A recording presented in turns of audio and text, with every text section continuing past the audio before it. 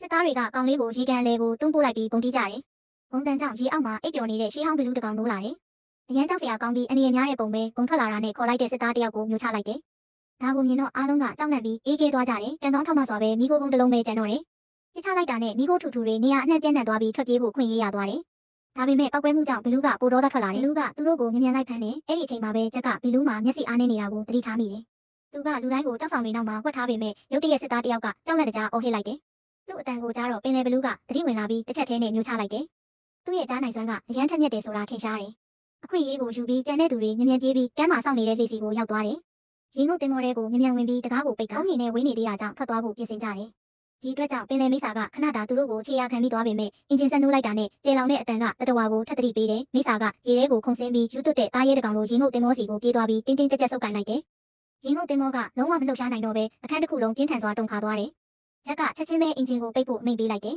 ။ဒါမှသူတို့တိတ်တိတ်ဆိတ်ဆိတ်လှုပ်ရှားပြီးမိစာသူတို့မသိကြဘူး။ရုတ်တရက်ပူအား12ထောင်ဟာမိစာရဲ့ခန္ဓာကိုယ်ထဲမှာစုပုံလာတယ်